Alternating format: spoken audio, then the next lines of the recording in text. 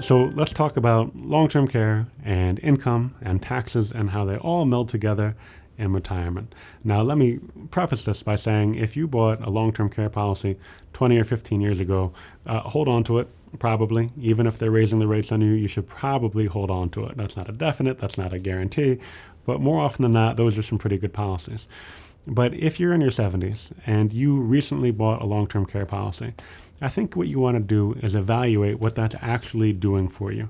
So I had a client, and I'm call her Jane, and she is one of the most wonderful clients that I have. But she's in her mid-70s, and she bought a policy maybe 2 or 3 years before I met her.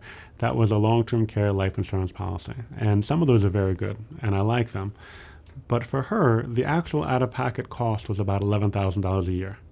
And because she didn't just have $11,000 a year lying in her bank account, she had to take that money out of her IRA, which means she had to take federal taxes out and state taxes out.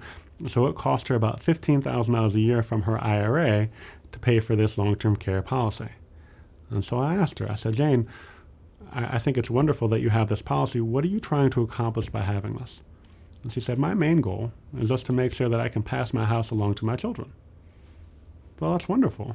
Well, Jane, instead of paying $15,000 a year for the next 10, 20 years, so $150,000 to $200,000, $300,000 out of your pocket, why don't you just put your house into a trust? And if you put your house into the right kind of a trust, then you can make sure that even if you go into a long-term care facility, into a nursing home, they can't take that house from you, and you can have that still go to your children.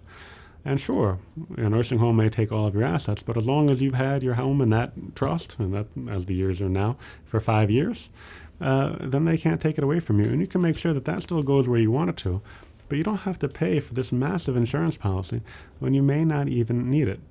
And so we looked at that, and I said, and here's why. So what we did was she was hitting certain thresholds in Connecticut that caused all of her Social Security to be taxable. By reducing that $15,000, we actually reduced her state taxes by about $1,500 a year.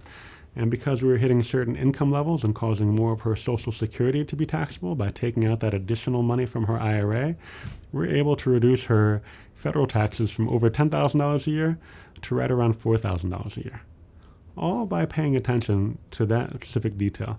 So, what is the actual real cost of that investment for her, right? Because that investment not only was causing her to pay all this extra money, it didn't change her quality of life at all, right? We just changed, the goal remained the same, the protection remained the same, but the way that we went about it was much more efficient.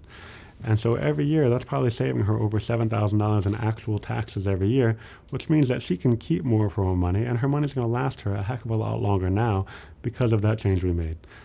So if you have a question about a policy that you have, or a tax, or a long-term care situation, please feel free to click below, schedule time to talk with me, and look forward to hearing from you soon.